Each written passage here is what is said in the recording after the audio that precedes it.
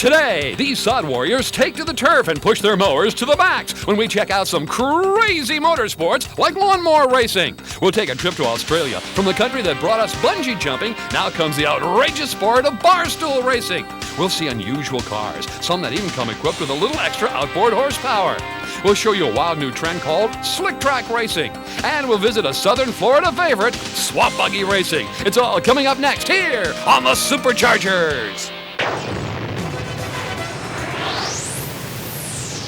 The Superchargers, a fast-paced look at the professional and showbiz side of automobiles and more.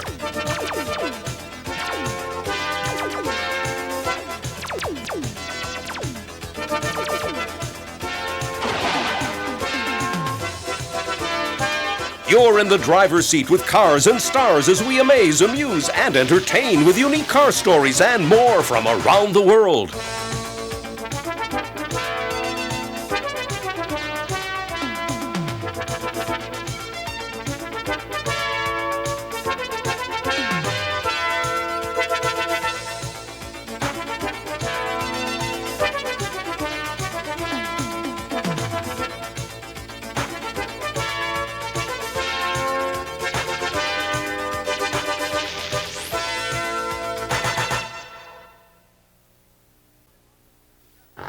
Hi everybody, welcome to the Superchargers. I'm Jan Gabriel. Now what do you suppose this contraption is? Maybe a thrashing machine out of the 1950s? No. How about something new from NASA like a moon rover?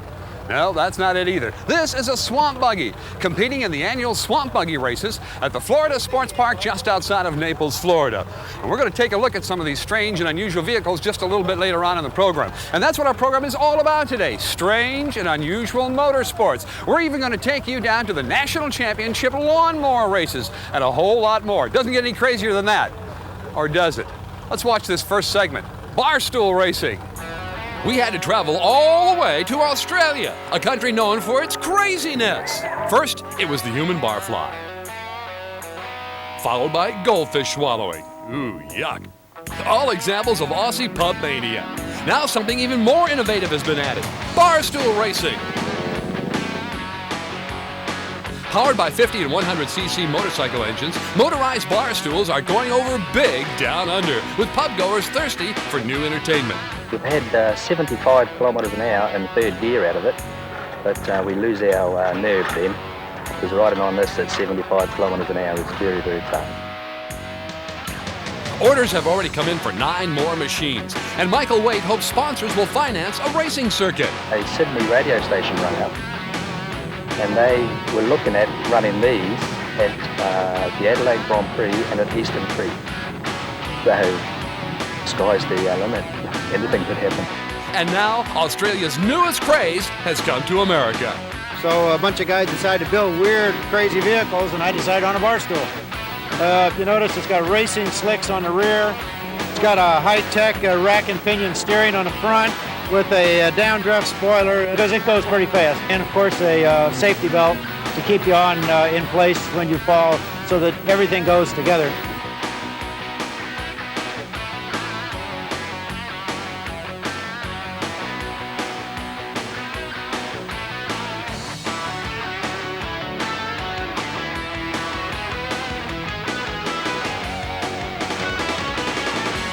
Across the country, you'll find literally thousands of car clubs. Clubs for Corvettes and Mustangs and Model A Fords. But recently, we visited an unusual car club. Why? Well, because these cars were unusual to say the least.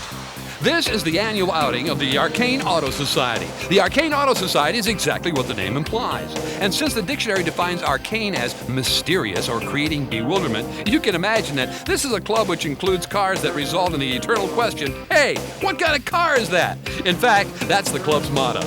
Here at Skeggs Point, just off of Route 35 north of San Francisco, we met up with a group of motoring misfits for their annual outing.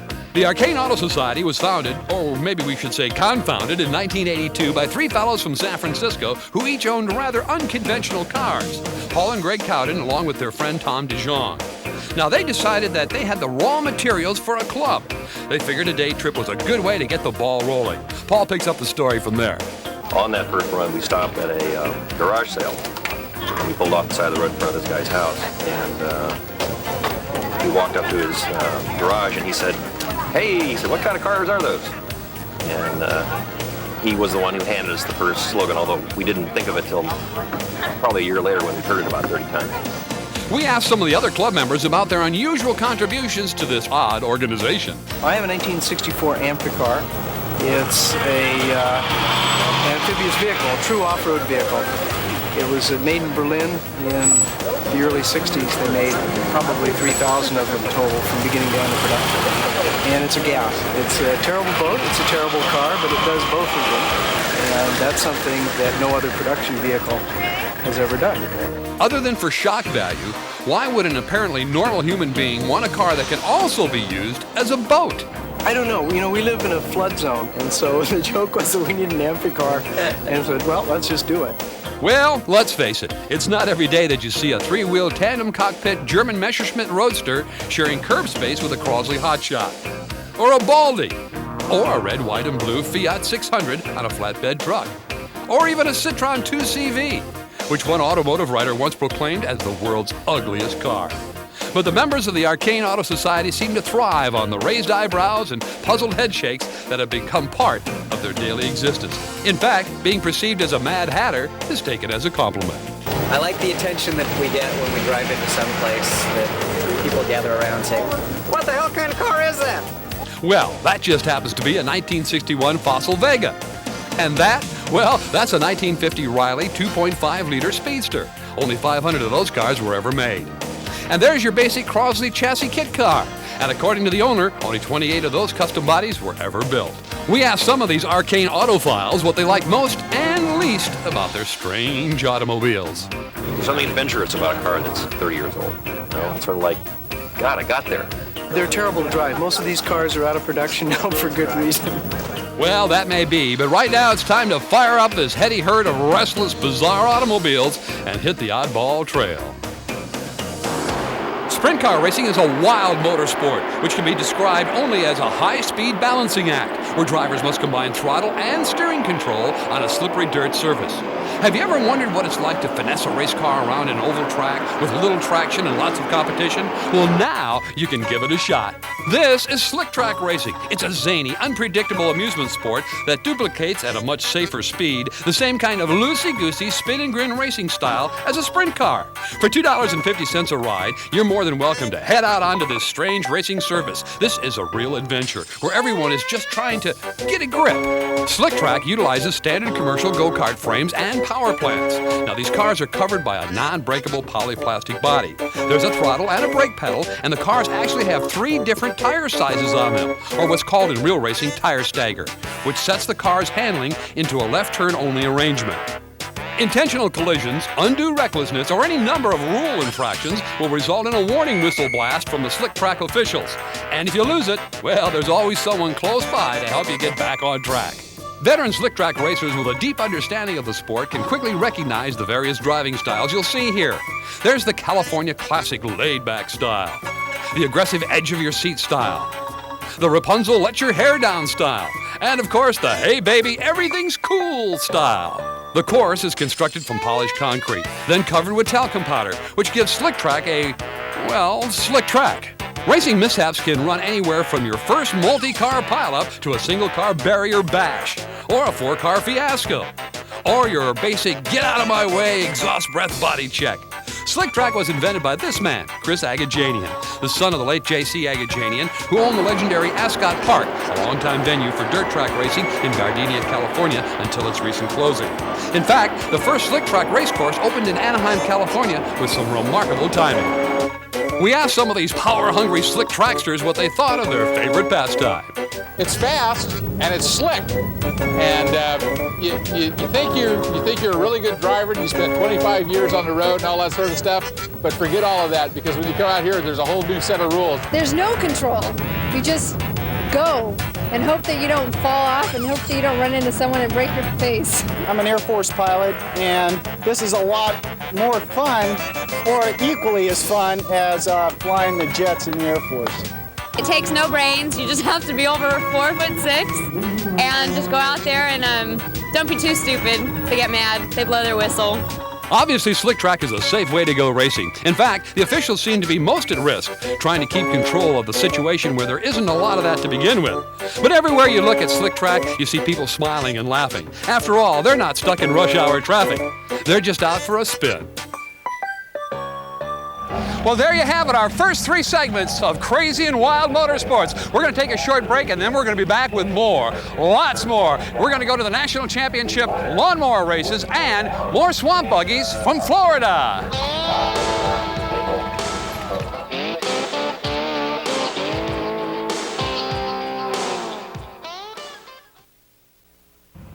Hi everybody, welcome to the Superchargers. I'm Jan Gabriel with Wild and Crazy Motorsports today. We're going to take you to the National Championship Lawnmower races, but right now, it's swamp buggies.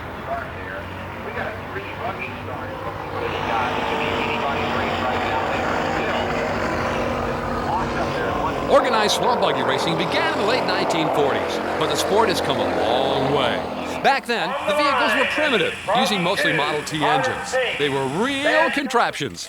Today's swamp buggies, however, are a lot more advanced. Now the sport utilizes fiberglass bodies with V-hull construction to skim across the water. In addition to tall tractor wheels, skis have been added to help keep these unpredictable vehicles on plane. Most of the swamp buggies house big V8 Chevy engines, putting out anywhere from 500 to 700 horsepower. Maintenance on these engines is very important. Water damage can ruin your chances of winning a race. Therefore, all engine parts must be sealed. After all the adjustments have been made, it's time for these swamp buggies to prepare for staging and to hit the water.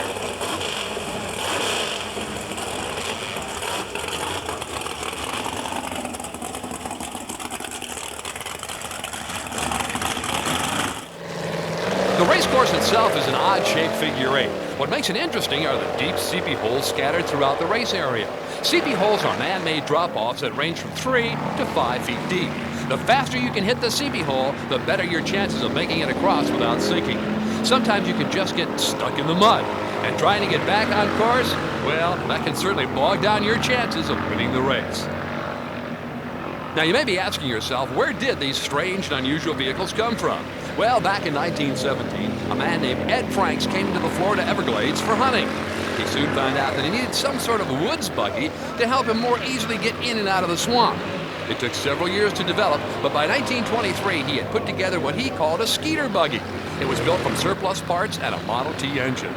So Ed Franks goes into the history books as the builder of the world's first swamp buggy. Today, nearly 70 years later, these amphibious rockets are built by experienced mechanics. There are 2 Swamp Buggy National Championship events each year, one in March and the other in October. Each is a weekend of fun and festivities for the entire family. The racing itself is very, very serious. These drivers have a lot of time and effort in their rigs. The racing can get very competitive. Wheel-to-wheel racing is common, and nothing is more exciting than a close finish. As both dash for the line, the finish is decided when a seepy hole takes out the leader. And Tom Beatty of Naples, Florida, comes out the champion. Well, there you have it, the wet and wild sport of swamp buggy racing. Right now, we're going to shift gears just a little bit and go to McHenry, Illinois, where they recently ran the National Championship Lawnmower races. Watch these guys. They can cut a lawn in a big hurry. There are 3 classes in lawnmower racing. These lawnmowers are powered by motorcycle engines. This is a stock machine with an engine that puts out about 5 horsepower. The crowd seems to really like the factory experimentals. One in particular that has gone through a great deal of transformation is this number 14, with a full fiberglass body and modified engine. On exhibition was this jet-powered lawnmower called the Dixie Chopper. It can mow a football field in 15 minutes. Just like a real race car, these lawnmowers require lots of preparation before a big race, and most have a full pit crew. Even at the National Lawnmower Championships, there is pageantry. The opening parade includes the Marching Lawn Ranger. Then it's time to go racing. With a huge crowd on hand, the machines are brought to the starting grid. It will be a Le Mans-style start with the drivers running across the track to their lawnmowers, starting them, and then pulling away. There is great anticipation as the last racer pulls up to the starting grid. And now, with helmets on, all is ready for the start. And we're off. It's a good start. Nobody tripped. With the race underway, the #1 machine of Bill Champ from 12 Mile, Indiana was the leader, followed by the rest of the field as they sorted themselves out.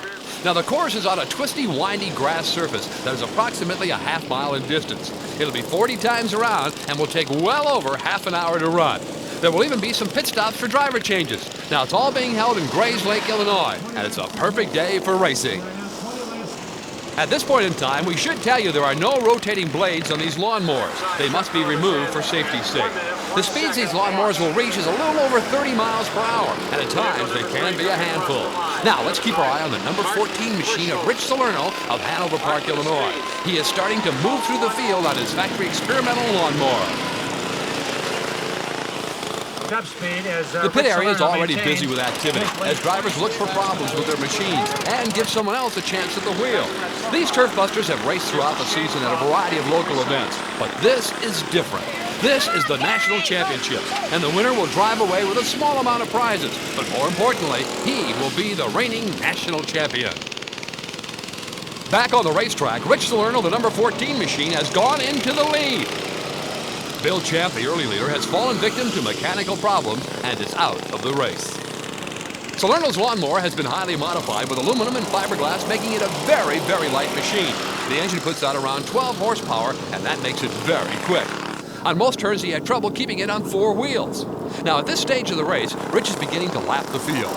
There's no one else in contention. If he can keep it on the ground and has no mechanical difficulties, he can go on to become the national champion. The machines of many of the drivers are now beginning to fail with engine problems. This kind of abuse is very hard on these lawnmowers. In the meantime, Rich Salerno continues to thread the needle through slower traffic as the race begins to wind down. There will be a last-ditch effort by this yellow machine to get back on the same lap with the leader, but he will fail. With Salerno way out front, all anyone wants to do at this point is just finish the grueling affair, which has now taken almost 37 minutes to run. And that's a long time on anyone's lawnmower. The leader now heads into the last turn with his eyes fixed on the finish line. The flag holds the checkered flag for the newly crowned national champion, Rich Salerno, as his crew applauds his efforts. It was a great day for everyone, including the spectators. I think it's so exciting. I've never seen anything like it. It reminded me of the Indianapolis 500. I've never been to a race of any kind before, so I didn't know what all the flags meant. I had to ask. But it was fun and interesting, I thought. I wonder how fast my lawnmower goes. Maybe next year. After his victory, there was even more celebration.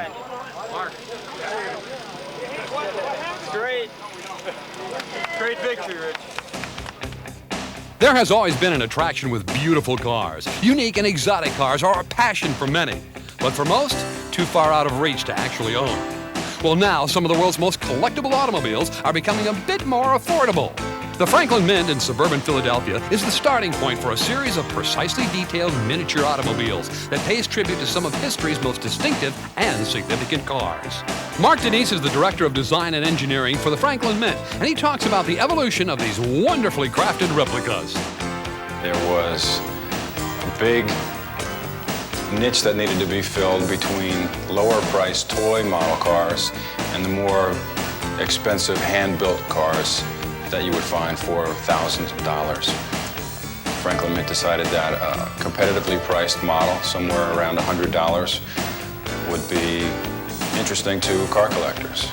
We normally try to find historic cars, either the first or the last of a particular model or make.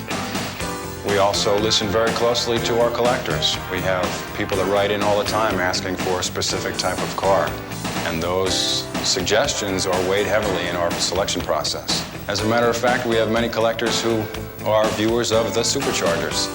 Once a car has been chosen to be produced as a Franklin Mint precision model, a fascinating chain of events slips into high gear. An exhibit in the museum traces each step of the process. First, detailed photographs are taken. Then, precise measurements are taken of every component which will be included in the miniatures. The pictures and drawings are sent to a computer design department where every part is projected by the computer in the exact dimensions the finished product will include. A 1/12 scale prototype is carved by a Franklin Mint artist to ensure that all of the body surfaces and contours have been replicated accurately. Molds are then built for the actual production run. and the manufactured parts are hand-assembled by the Franklin Mint craftsmen. Right now, let's stroll through the Franklin Mint Museum and admire some more of the fabulous handcrafted models that they offer.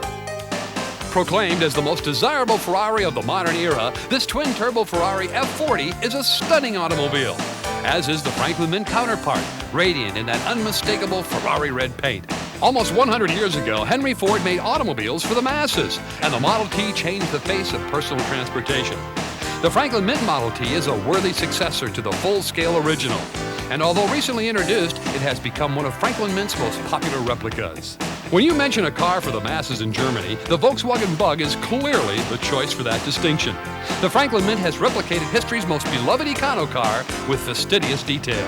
There are two 1957 Chevys in the Franklin Mint lineup, a flashy Bel Air convertible wearing a sizzling red paint job, and a 1957 Chevy Street Machine with a chopped top, mag wheels, and scalloped flames on the nose. Great drivers like Sterling Moss and Juan Manuel Fangio dominated international sports car racing in the 50s in cars like the W196 Mercedes. The Franklin Mint Precision model includes just about everything the original had except for the bellowing exhaust note. They may be only models, but their importance goes far beyond their collectability. The Franklin Mint's dedication to originality and attention to every detail accomplishes their declared mission of keeping automobile history alive.